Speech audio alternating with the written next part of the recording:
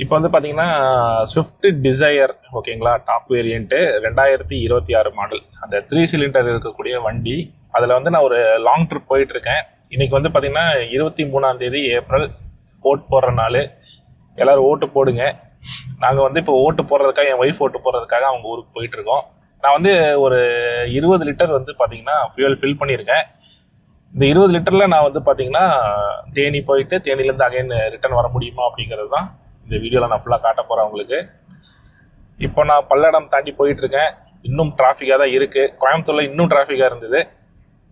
நான் இன்னும் கொஞ்சம் ரோடு ஃப்ரீ ஆனதுக்கப்புறம் ஒரு ஹைவேஸில் போயிட்டு நான் உங்களுக்கு வீடியோவை கண்டினியூ பண்ணுறேன். இப்போ வரைக்கும் பார்த்தீங்கன்னா வண்டி வந்துட்டு 83.4 கிலோமீட்டர் ஓடி இருக்குது. இப்போ நான் வந்து பார்த்திங்கன்னா பல்லடம் டு தாராபுரம் ரோட்டில் இருக்கேன். 19.4 வந்து ஆவரேஜ் மைலேஜ் காட்டுது. வண்டியோட ஃபியூல் டேங்க்கிட்டு இன்னும் 420 கிலோமீட்டர் ஓட்டலான்னு காட்டுது. ரொம்ப கம்மியாக மைலேஜ் காட்டுது, பட் ஆனால் கண்டிப்பாக நிறையவே ஓட்ட முடியும். ஓகே, அப்படியே ட்ராவல் பண்ணலாம். நாங்கள் இப்போ தான் ஒரு டீ அண்ட் ஸ்நாக்ஸ் சாப்பிட்டோம். லாஸ்ட் டைம் நான் தேர்தல் டைமில் போகும்போதெல்லாம் ரோடு பயங்கர ஃப்ரீயாக இருந்ததுங்க 2024. இப்போ வந்து பார்த்திங்கன்னா எல்லோரும் தேர்தலுக்கு ஓட்டு போடுறதுக்கு போகிறாங்க. பயங்கர க்ரௌடாக இருக்குது. எதிர்பார்க்கவே இல்லை இதை. இப்போ வந்து பார்த்தீங்கன்னா நான் கோயம்புத்தூர்லேருந்து கிளம்பி ஒரு 120 கிலோமீட்டர் வரைக்கும் வந்துட்டேன். வண்டியில் 19.4 ஆவரேஜ் மைலேஜ் காட்டுது. இன்னும் 392 கிலோமீட்டர் போக முடியும்னு காட்டுது. வண்டி வந்து பார்த்தீங்கன்னா ஒரு 80 to 100 அந்த ஸ்பீடில் தான் மெயின்டைன் பண்ணி போயிட்டுருக்கேன். இப்போ இருக்கிற ரோடு வந்து பார்த்தீங்க அப்படின்னா தாராபுரம் டு ஒட்டச்சத்திரம் ஹைவே தான் போயிட்டுருக்கோம். இன்னும் கொஞ்சம் தூரத்தில் ஒட்டச்சத்திரம் டு செம்பட்டி ஹைவே அப்படியே திரும்பிடுவோம் நம்ம. இடையில வந்து பார்த்தீங்கன்னா எந்த ஏரியாவிலுமே எங்கேயுமே கிடையே இல்லைங்க. வண்டியோட டிரைவிங் கம்ஃபோர்ட் அப்படின்னு பார்த்தோன்னா மேலே சூப்பராக இருக்குது. சஸ்பென்ஷன் எல்லாமே அல்டிமேட்டாக சூப்பராகவே இருக்குது. எந்த ஒரு டயர்டும் தெரில. உனக்கு எப்படி இருந்துச்சு மேஸ்? சத்தம் கேட்கல. ஓகே, எல்லாருக்குமே கம்ஃபர்டபுளாக தான் இருக்குது வண்டி. இன்னும் கொஞ்சம் தூரம் ட்ராவல் பண்ணலாம். இடையில தான் பிரேக் எடுக்கிறதுக்கு ஏதாவது கிடைக்குமான்னு பார்க்கலாம். ஒய்ஃபோட ஊருக்கு வந்தாச்சுங்க. அவங்க ஓட்டு போட போயிட்டாங்க. இப்போ வந்து பார்த்திங்கன்னா நம்ம வண்டியில் என்ன அப்டேட் அப்படிங்கிறத பார்க்கலாம். இப்போ வரைக்கும் பார்த்தீங்க அப்படின்னா 209.3 கிலோமீட்டர் வண்டி ஓடி இருக்குது. அதுக்கு 18.9 கிலோமீட்டர் வந்து ரேஞ்ச் வந்து காட்டுதுங்க. மணி வந்து ஒரு 4:15 ஆச்சு. இடையில கொஞ்சம் வர்றதுக்கெலாம் டிராஃபிக் ஆயிடுச்சு. ஒரு சில இடத்துல வந்து பார்த்திங்கன்னா நிற்கிற மாதிரி ஆகி போச்சுங்க. 19.5 வரைக்கும் இருந்துச்சு. இப்போ 18.9, 18.8. ஏன்னா ஹைட்லேயே நிறைய ஏசி ஓடிடுச்சாரு. அதனால் வந்து ஆவரேஜ் ஃபியூல் எக்கனாமி வந்து கொஞ்சம் கம்மியாக காட்டுது. இன்னும் ரேஞ்ச் 210 கிலோமீட்டர் காட்டுது.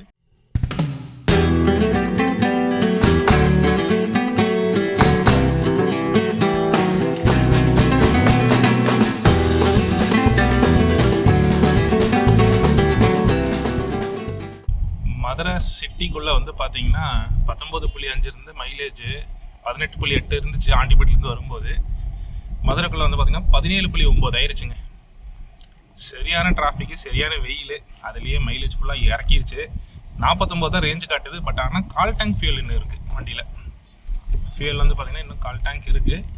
சரி, எவ்வளோ தூரம் போகுதுன்னு பார்ப்போம். கொஞ்சம் கீழே இறங்கினதுக்கப்புறம் நம்ம ஃபியூல் ஃபில் பண்ணலாம். என்ன ஹோட்டல் விக்னேஷ்?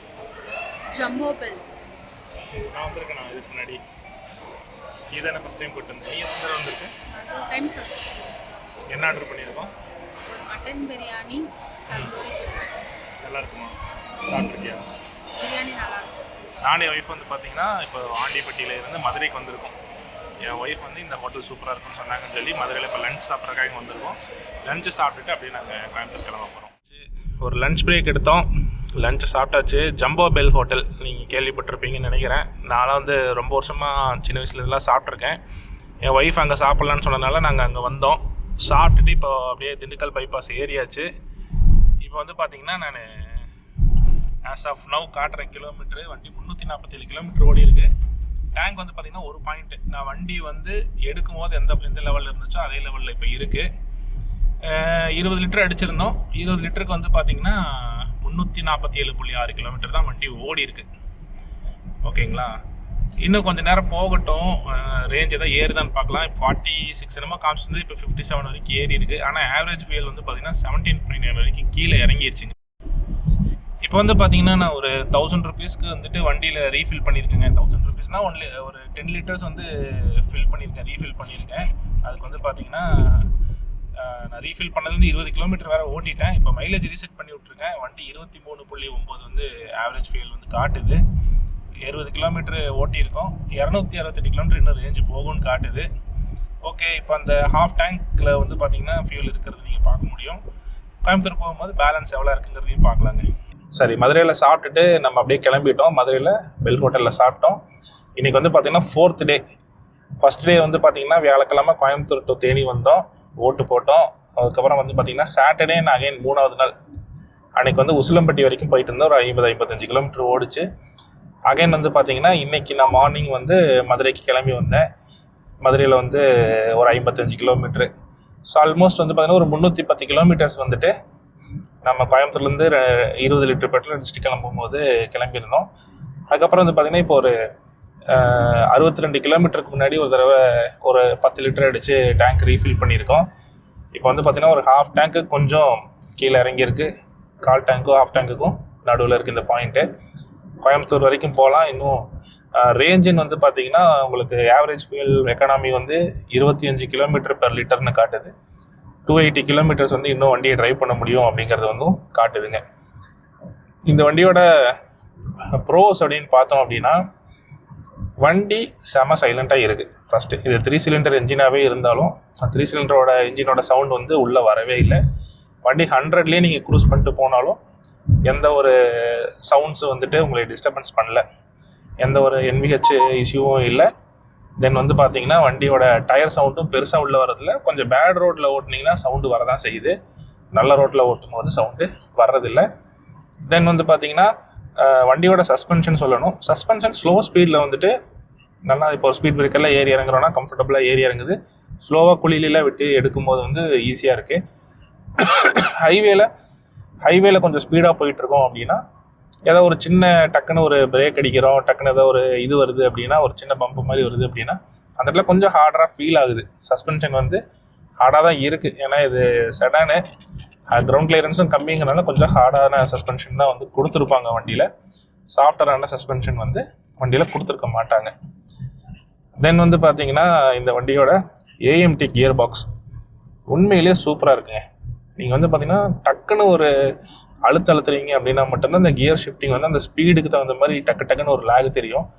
நீங்கள் அப்படியே ஸ்லோவாக ஸ்மூத்தாக ஆக்ஸலரேஷன் பண்ணீங்க அப்படின்னா அது கியர் சேஞ்ச் பண்ணுறது வந்து நமக்கு காட்டுறதே இல்லைங்க. அது 5வது கியர் வந்துட்டு ஒரு 50 கிலோமீட்டர் ஸ்பீட்லேயே டச் பண்ணிடுது. நீங்கள் இன்கேஸ் க்ரூஸ் போட்டு ஒரு 80லேயோ 100லேயோ க்ரூஸ் போடுறீங்க, ஒரு 60லேருந்து அப்படியே க்ரூஸை நீங்கள் ஆக்டிவேட் பண்ணுறீங்கன்னா அந்த டைமில் மட்டும் 4th கியருக்கோ இல்லை 3rd கியருக்கோ டவுன் பண்ணி வண்டி நல்லா இழுத்து ரெவ் பண்ணி கியரை சேஞ்ச் பண்ணுது. அது ஒன்று மட்டும்தான் எனக்கு நான் நோட்டீஸ் பண்ணதுலேயே கொஞ்சம் பெரிய நெகட்டிவாக தெரிஞ்சுது. இப்போ நம்ம நார்மலாக ஓட்டணும் அப்படின்னா 60ல இருந்தோம்னா 60 to 80க்கு நம்ம அப்படியே 5th கியர்லேயே ஆக்சிலேட்டர் கொடுத்துட்டு போயிடுவோம். 80 to 100க்குமே நம்ம அப்படியே ஆக்சிலேட்டர் கொடுத்துட்டே போயிடுவோம். பட் இது என்ன பண்ணுதுன்னா அட்லீஸ்ட் ஒரு கியராவது டவுன் பண்ணி தான் இழுத்துட்டு போகுது. அது ஒன்று வந்து எனக்கு ஒரு ஸ்லைட் நெகட்டிவாக தெரிஞ்சுது. அப்புறம் சஸ்பென்ஷனும் கொஞ்சம் நெகட்டிவாக தெரிஞ்சுது. வண்டி வந்து பார்த்திங்கன்னா மதுரையில் சிட்டிக்குள்ளே ஓட்டும் போதுமே எந்த ஒரு கஷ்டமும் கொடுக்கல. இது 4 மீட்டர்ஸ் ரேஞ்சில் இருக்கிற வண்டி தான். இருந்தாலும் வந்து பார்த்திங்கன்னா சிட்டிக்குள்ளே ஓட்டுறதுக்குலாம் வந்து எந்த ஒரு கஷ்டமும் இல்லை.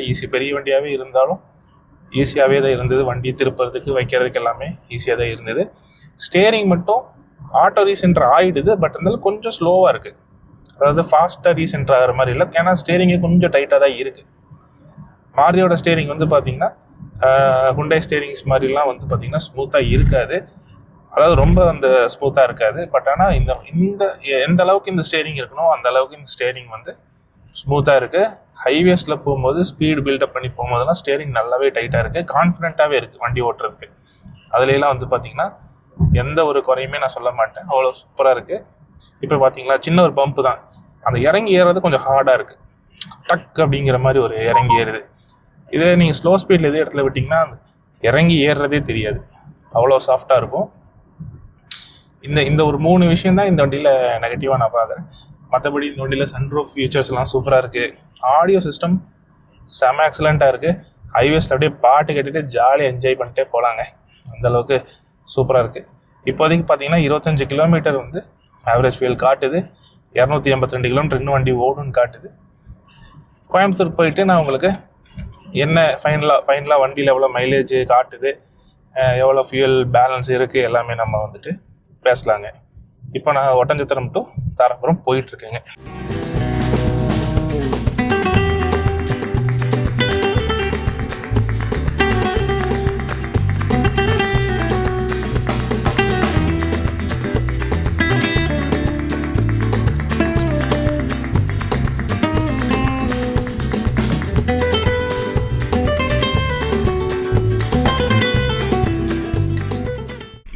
டே நைட்டு வந்து வந்தோம், செம்ம டயர்டு, படுத்தாச்சு. இன்னைக்கு வந்து 5th டே மார்னிங். விப்ரஜேஷ் வந்துட்டு காரை வந்து நான் விப்ரஜேஷ்ட ஒப்படைக்க போகிறேன். ஆக்சுவலி விப்ரஜேஷ் தான் எனக்கு இந்த காரை கொடுத்தாரு. அவருக்கு ஆக்சுவலி ஃப்ளீட் வெஹிக்கலாக கிடச்சிது. அவர் யூஸ் பண்ணிட்டு எனக்கு ஒரு 5 days வந்து கொடுத்துருக்காரு. அந்த மனசுக்கு அவருக்கு ஒரு வாழ்த்துக்கள் சொல்லிடலாம். நீங்களும் இந்த ஒரு லைக் கமெண்ட்லாம் பண்ணி விடுங்க. ஓகே விப்ரஜேஷ், ஆக்சுவலி இந்த கார் வந்து எனக்கு ரொம்ப பிடிச்சிருந்தது விப்ரஜேஷ். ஓகே, செம்ம ஃபைன், சூப்பராக இருக்குது. பட் நீங்கள் எடுத்த மைலேஜை வந்து என்னால் எடுக்க முடியல. நீங்கள் வந்து 20+ வரைக்கும் எடுத்துட்டீங்க. எனக்கு 18.1 தான் மைலேஜ். இல்லை ஆன் அன் ஆவரேஜ் 18ங்கிறது ஓகே தான். நான் ஹைவே ஒன்லி அப்படின்னு பார்த்தீங்கன்னா 22 வருது இல்லை? கண்டிப்பாக அது 25 வரைக்கும் வந்துச்சு. நம்ம கோயம்புத்தூர் டிராஃபிக்ல வந்தனால தான் 22க்கு வந்துருச்சு. இல்லாட்டினா 25லேயே மெயின்டைன் பண்ணி இருந்திருக்கலாம். சரியான மைலேஜ் நல்லா இருந்தது. இது 3 சிலிண்டர்னு மாதிக்காரன் வந்துட்டு 3 சிலிண்டரா மாத்திட்டான். பட் 3 சிலிண்டரோட கேரக்டரே இல்லைங்க. தேவைப்பட்டா ராட்சசனா மாறுது, தேவையில்லைன்னா அமைதியாக அப்படியே பூ மாதிரியும் போகுது. அது ரொம்ப ஸ்மூத்தாக இருக்குது, நல்லா வண்டி. 3வது கியர்ல 100ல் போனால் மட்டும்தான் வண்டி சவுண்டு. இதே நீங்கள் 5வது கியர்ல 100ல் போனீங்கன்னா 120ல் போனீங்கன்னா கூட சவுண்டே கிடையாது. வண்டி அவ்வளோ சூப்பர் சைலண்டாக இருக்குது. இன்னும் சஸ்பென்ஷனும் இந்த ஸ்டேரிங் தான் எனக்கு கொஞ்சம் கடுப்பாக இருந்துச்சு. மற்றபடி எல்லாம் ஓகே தான், சூப்பராக இருந்தது. சரிதான். ஓகே, இந்த வீடியோ பார்த்த எல்லாருக்கும் ரொம்ப தேங்க்ஸ்.